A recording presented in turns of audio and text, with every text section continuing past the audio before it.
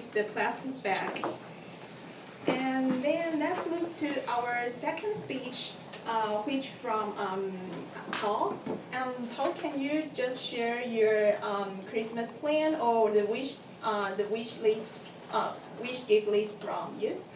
I hope everybody has a great time, and for me, Christmas is always the beginning of hope, and so I hope you all have a great New Year and a great life. Okay, thanks, Paul.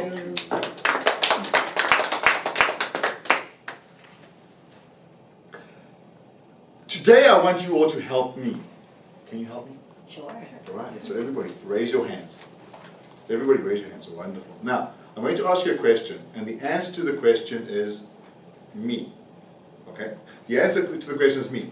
Who in this room is great? Me.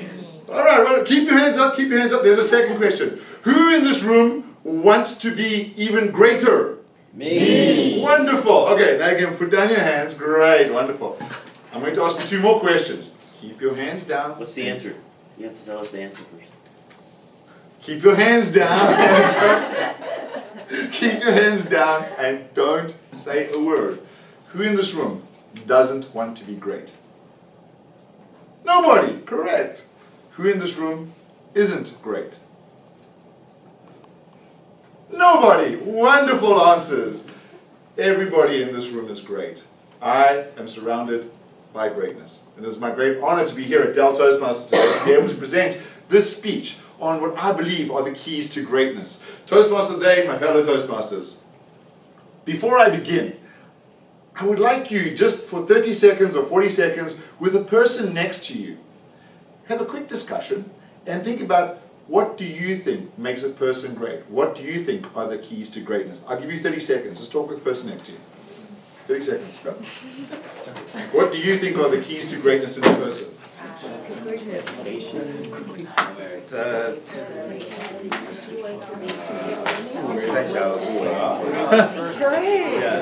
Do something good. Yeah, just be a good person. Yeah. Save others.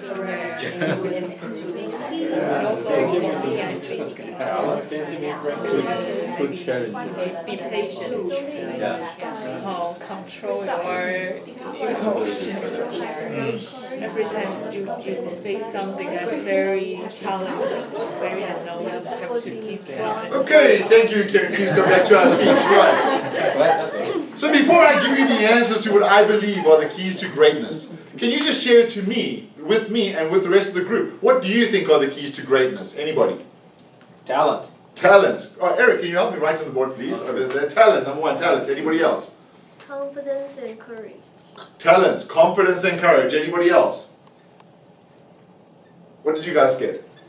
Correct approach way. The correct way to approach things. What do you guys get? Be grateful. Being grateful, right? Thankfulness, gratitude. Anybody else? Continuous improvement. Continuous improvement. Anything else? Slow down. Oh. Okay, no problem, Eric. You can tie it right really fast. Anything else? Eric, what did your group get? Yeah, be kind. Sorry, be kind. Kindness, yeah. generosity, right? Being kind. Unselfishness. Unselfishness, great. Anything else? Anything else you guys thought of? Wonderful. Thank you so much, Eric. Give Eric a round of applause. Okay, well, as you can see, those are some of the keys to greatness. Now, I have my 4 keys to greatness that I want to share with you today. Sadly, I don't see any of them on the board. That's quite a tragedy, but that's okay because, like, there are many keys in this world to open many doors. There are more than just 4 keys to greatness. In fact, there are probably 20,000 keys to greatness. Now, I would like to talk about all 20,000 keys with you today, but I think you want to go home before the end of next year. So I will only talk about 4 keys to greatness. The reason why I wanted to do this is because 2 weeks ago, myself and Eric and a few others of us went down to Taichung for the fall conference. Anybody else? Who went to the fall conference 2 weeks ago? Anybody? No? Oh, you missed out. Because there in the fall conference, I met one of my heroes, Darren LaCroix, the world champion of public speaking in 2001. He's somebody that I followed for a long time on social media. I've read many of his blog articles, I've read many of his published articles, I watched all his speeches, and I've tried from a distance to become a better speaker by learning from Darren. And when I heard that Darren was going to be the keynote speaker and the trainer at the fall conference in Taichung, I tried to get my whole club to go. And when I met Darren, I was in the shadow of greatness. And so I would just like to share 4 things that I saw in Darren's approach to speaking and I saw in Darren's approach to life. And many of those things on the board, talent, confidence, courage, etc., are also inside Darren. But as I said, we only have a limited amount of time, correct? Yeah. Not like, how many hours do I have, Johnny? 30? Not 30 hours, all right. So, limited time, but these were the things I saw inside Darren, which I would like to share with you guys. And the first thing I would like to share is humility. Here is somebody, you know, who's your hero? Who's your hero? Who's your hero? Anybody, who's your hero? Johnny? Donald Trump. Donald Trump is your hero, right? Donald Trump is your hero and Eric's about to kill you. Right. So, Donald Trump is your, if you were walking into a room and you saw Donald Trump at the door, how would you react? Get out of there. I thought he was your hero. I mean, a real hero. Most people, when you meet your hero, right, you get all excited. Well, that was me. I saw Darren LaCroix standing at the front door of the restaurant because we were all going in for lunch. And I walked up to Darren and I said, "Hi, Darren. I've been wanting to meet you for so long. It's such a pleasure to meet you." And you know what he said to me? He turned around to me, and my name tag, by the way, well, he couldn't see my name. He turned around to me and said, "Oh, Paul, nice to meet you. I wanted to meet you too." I was like, what did I do? How do you know who I am? The humility of the man. He greeted me with respect. He actually knew who I was because other people had told him about me, because perhaps I was on the agenda because I was also a trainer. But the humility and the respect he gave to me. But that wasn't the only thing I saw. I saw something else in him. Was we've had many keynote speakers in Taiwan, and every time you go to these conferences, you go to the keynotes and you walk in the room and the keynote speaker is sitting there with all the very senior people in Toastmasters in Taiwan. In his keynote speech, Darren stood outside the door, and as about 7,562.5 Toastmasters walked in the door, okay, probably about 500, yeah? He stood there shaking their hands, welcoming them to his keynote address. He wasn't too big to meet the people. True humility. Contrast this with another experience I had a few years ago. I was tasked to go fetch a keynote speaker for a conference. I'm not saying who and I'm not saying when, but I was tasked with picking up this keynote speaker in the airport. So I said, sure. But I was busy in the morning, and I thought I wouldn't be busy, but I was busy in the morning. And then, after that, I had to jump in a taxi and get to the airport to meet this keynote speaker. I got there, I was waiting for the keynote speaker. I had to spend the money myself, I had to spend the time. First passenger comes out the door. Second passenger comes out the door. Third passenger comes out the door. 2 hours later, the keynote speaker's not there. I have his flight schedule and everything there. I went to the counter and I said to them, "I'm looking for this guy. Where is he?" They said, "Well, so everybody off that plane is off the plane already and through customs already." Okay, so I got in the taxi and I went home. Turns out that this keynote speaker happened to change his schedule without telling me. When I got back to my house, there was an email waiting for me. "Where are you?" "I'm at the airport." "Oh, well, I was there too, but you weren't." And he blamed me for not being there. But he changed the schedule without telling us. When I later approached him about it, he said, oh, I'm sorry, yes, we changed the schedule. He did not really apologize. To me, it came across to being a bit arrogant, whereas Darren was so humble in his approach to greeting all the people in Taiwan. The way he spoke to people, the way he treated them with respect. Absolute humility. And I really, really, really love that about Darren. So my first key to greatness is humility. That's what I saw in Darren. The second key to greatness I witnessed was his ability to honor people. He was always honoring everybody throughout the meeting. The first thing I noticed was when he gave his keynote speech, he stood up there and he honored the Taiwanese people.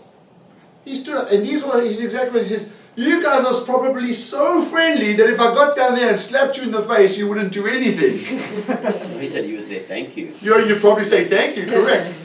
I was sitting next to somebody in my club and said, "Yeah, but I'm a South African, slap me, see what happens." But Darren was so respectful of Taiwanese people. He got up there, he honored the Taiwanese people from the stage. Then he honored, in an unbelievable way, all the people. He just kept on honoring all the people who organized the conference. If you've ever organized a conference, and not just been a small part of it, it is a huge job to organize a conference. And he honored all the people who were part of that conference. But one of the greatest things he did was when he was on the stage, we had, this time we normally have a translator on the stage, an interpreter on the stage with the speaker.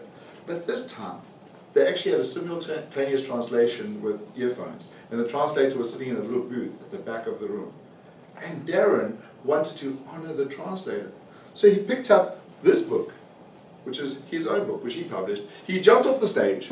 He ran to the back of the room, walked into the cubicle where the translator was and said, I would like to give you this book to honor you for your work, to honor you for everything you've done. And for me, that is a significant key to greatness, honoring people. He even honored me in a funny way. You see, Darren had seen part of my workshop, and when he later gave a workshop, he spoke about my workshop on the stage. And then he said, Paul, do you mind if I share a little bit about what I shared with you? And I said, sure, Darren, go ahead. And then he made fun of me. But that was okay, because I knew it was coming, and he asked me first. And in a way, South Africans, when you make fun of us, that's honoring us. So that's great. But the way he honored us, showed us respect, and even when he was doing that, it wasn't to be mean. It was to help me become better, to honor me as a speaker, to say, you stood on the stage, you did this, now I want to help you get better. He honored me. It was everybody around him. When you met him, he would only say good things about everybody. And here's this great man, persistently trying to find ways to honor people. So that was the second key to greatness that I saw in Darren. The third key to greatness I saw was patience. Now, how many of you actually know me quite well? How many of you know me quite well? Yeah, Eric knows me quite well. As you know, if you know me very, very well, you know that I'm a very low energy person, right? Eric, come on, don't laugh. I'm a very low, no, I'm joking. I'm a very high energy person, right? So you can imagine, Darren, by the way, is, and genuinely is, he's a very low energy person. And you can imagine me walking up to Darren and saying, hey, hi, how are you? I'm so happy to meet you. And with all the patience in the world, just, oh, it's nice to meet you too. But not only that, like all keynote speakers, they generally have their own products that they want to sell. And he had a booth with his products. And that's okay, that's accepted norm in Toastmasters, because these speakers come from so far away. They give up their time, they give up their resources, they give up their knowledge for free. And they have booths where they can sell their products. And of course, he was standing there with his products to sell. And then there were Taiwanese people who would come up to him, and they could barely speak any English. And there would be nobody next to him who could actually translate for him. And he stood there so patiently, trying to, yes, okay, say that again, I don't quite. He was so patient, endlessly patient, with every person he met during that weekend. When I was walking past his booth, the one time he said, Paul, do you mind just helping me translate for this lady? There was no frustration, there was no angst, there was nothing inside him to say, oh, these people are driving me crazy. It was just pure patience and the willingness to spend time communicating with people in a very real way. Unlike myself, I am not a patient person. I'm like that fish in Finding Nemo. What's her name? Dory, right? She's got about like a 5-second memory, right? That's me, 5-second attention span. As soon as you say something to me, it's like, what? Next thing, right? He was so patient with everybody around him. I felt that was one of the true keys to greatness. And the fourth thing I saw in Darren. So the first thing was humility. The second thing was honoring. The third thing was patience. And the fourth thing was giving. He was such a giving person. As I already mentioned, when he got off the stage during his keynote to give a book to the translator or interpreter. But when I was preparing for my workshop on Sunday morning, he came up to me and he gave me this. And on the front it says, I love how awesome you are. And I love how awesome all of you are. And then on the back, oh yes, and then on the back he calls me, by the way, the Apostle Paul. Like in the Bible, the Apostle, he calls me the Apostle Paul. You are awesome. God bless you. Love you, bro, Darren. He just came up and gave that to me for no reason. That was the first thing. But the second key to greatness was, we actually had quite a few interactions during the weekend. And when he was on that stage, he also took out this. In front of everybody, he took out this. To honor me, once again, he took out this, which is a $500 course that he made himself. And he said, Paul, I want to give this to you for free. A very giving man. I've never received a $500 gift from anybody in my life. So for me, this was a big deal. And for myself, it showed the humility of the man. I had done nothing for him. But the bigger thing that he gave me was his time. Because after my workshop, he came up to me and he said, Paul, do you want to get better? And I said, of course. He said, are you sure you want to get better? I said, of course. He said, okay, here's my evaluation. And he gave me a 4-step evaluation of how I can become a better speaker.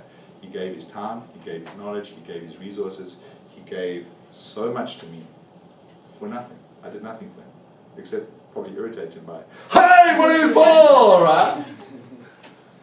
My four keys to greatness: humility, honoring people, being patient, and giving. But when I look at those 4 keys that I see in Darren, I look at my own club, Born to Shine, and my other club, TGIF. And I look around that club, and I see these traits in the people in my club, even in this club. I don't know all of you very well, but I see that in Johnny, I see that in Karina, I see that in Eric over there from Taipei Metro. When I look at my own club, I see that in my leaders, Lester Lin, Douglas Huang, Joseph Culpin, my own wife, Queenie, and even my very young VP, Alice Kerr. And I look at how they embody all of these 4 keys to greatness, and I think how have I failed in my life to actually emulate those keys to greatness. For example, just on the honoring and the gratitude side of things, earlier this year in the during the spring conference, the night before the spring conference in April, we had a very big event in TGIF. We got all the top national speakers to come and speak in TGIF. And one of our members offered to pay for all the refreshments. And what did I do? I said, okay, thank you, let's go talk about this privately. Instead of actually honoring, and that was Douglas Huang, instead of actually honoring him properly and appreciating his gift of kindness and honoring that, I was very dismissive. Fortunately, I have great leaders around me like Lester Lin, who immediately spoke to me about that and said, Paul, you need to grow. And I grew from that experience. But that is the truth about greatness. That's what one of my mentees and my VP in Born to Shine recently said. She gave a beautiful speech about her full conference experience. And she said, the key to greatness, her key to greatness, surround yourself with greatness. And she spoke about how she went to the fall conference and she was surrounded by all the same people I've just mentioned. Eric, Joe, Lester, Doug, myself, Queenie, and a bunch of other people from our club. For me, there are 4 keys to greatness, but perhaps the best key was summed up by my own mentee, Alice Kerr, who said, surround yourself with greatness and you will be great. My view of people and my view of life is that everybody is a masterpiece, born to shine on the stage of life. And for that reason, you are great. So if you can help me again, everybody, raise your hand and say, I am great, baby.